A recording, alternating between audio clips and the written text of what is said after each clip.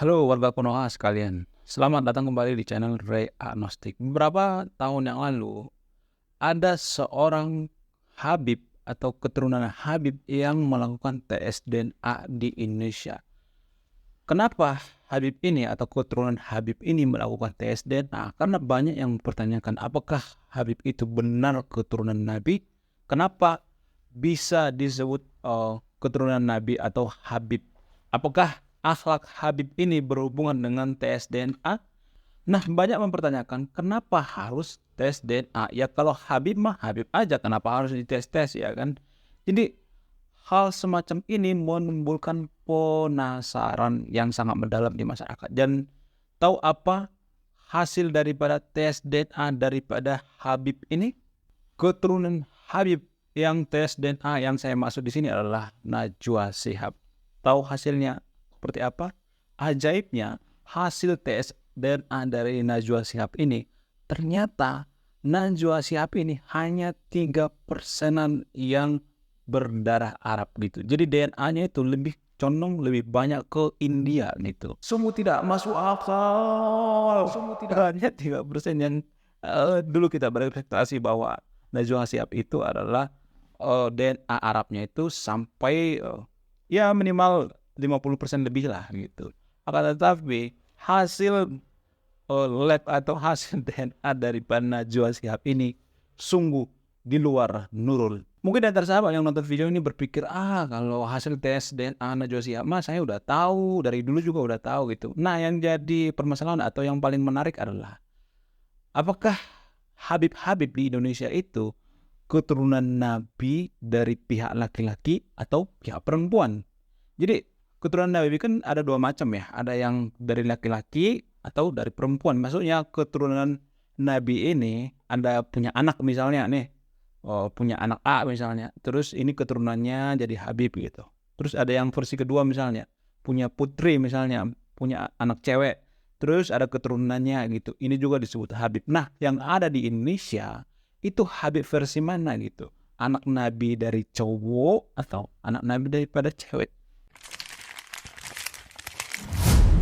Oke, sebelum saya jelaskan Habib-Habib di Indonesia itu keturunan Nabi cowok apa cewek gitu. Dulu saya penasaran banget gitu, kenapa di Indonesia itu cuman ada gelar-gelar Habib gitu. Ternyata di luar negeri itu tidak ada namanya gelar Habib gitu. Habib itu tidak disembah di Indonesia gitu. Kalau di Indonesia kan Habib itu seperti disembah, mohon maaf ya. Oknum Habib itu seperti disembah gitu. Mohon maaf ya, bekas pantatnya itu diciumin dan lain sebagainya. Pokoknya ada hal-hal yang aneh, kakinya dicium dan lain sebagainya. Nah, kenapa cuman ada di Indonesia seperti itu? Setelah saya meneliti dan memahami, ternyata berdasarkan tulisan daripada Mokhtar Lubis, Indonesia itu adalah salah satu negara atau ciri khasnya itu sangat feodal. Jadi feodal yang dimaksud di sini adalah kita punya ciri khas dia orang Indonesia itu. Bahkan di negara kita yang demokrasi pun jiwa feodal ini tidak pernah habis, tidak pernah terhapus. Bahkan dalam politik juga kita mengenal sistem feodal gitu. Misalnya nih, contoh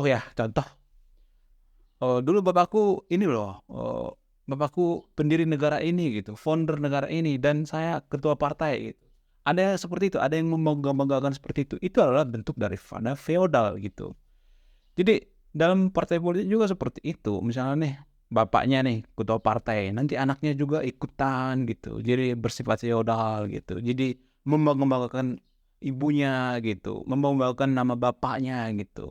Belum tentu ya anaknya ini seberprestasi bapaknya atau anaknya gitu. Akan tetapi saya melihat di Indonesia itu sangat lumrah kita melihat praktek feodal ya. Nah, dalam beragama juga seperti itu. Seperti yang dikatakan oleh Mokhtar Lubis, orang Indonesia itu sangat feodal gitu. Ada ciri khas orang Indonesia itu, yaitu salah satunya adalah orang Indonesia itu sangat feodal. Dan ini juga menjalar dalam sistem beragama. Kenapa ada Habib di Indonesia, ada gelar-gelar Habib, itu bentuk dari feodalisme kita. Jadi, contohnya seperti ini misalnya. Ada pasar, ada peminat, terus ada barang gitu. Jadi kenapa ada sistem Habib di Indonesia? Karena ada pasarnya, ada peminatnya gitu. Jadi kalau misalnya kita nggak ada peminatnya, nggak terlalu mengagungkan Habib, berarti Habib ini nggak terlalu diagung-agungkan di Indonesia, tidak terlalu dibangga-banggakan seperti sekarang ini gitu misalnya. Bukan berarti saya mengatakan untuk menghormati Habib itu tidak boleh ya, boleh, tapi jangan berlebihan gitu maksudnya. Jadi sebenarnya agama Muslim di Indonesia itu tidak mengenal sistem feodalistik. Agama Muslim di Indonesia itu menurut saya ya, dulu para nabi juga atau para nabi dengan para sahabat itu kalau duduk itu melingkar gitu, barengan gitu, makan juga barengan, tidak ada yang namanya duduknya lebih tinggi gitu karena Habib, karena nabi kursinya lebih tinggi, enggak, mereka duduk melingkar, duduk sama rata gitu, berdiri sama tinggi, duduk sama rata. Mereka menganut sistem egaliter. Nah, ternyata kenapa di Indonesia itu ada semacam feodal gitu, jadi sistem kerajaan gitu, jadi sistem darah biru gitu. Kenapa seperti itu? Seperti yang saya katakan tadi itu karena ada pasar, ada peminatnya, terus ada barang gitu. Jadi feodal ini terjadi karena sifat kita yang feodalistik. Jadi yang nonton video ini ya, tolonglah ya.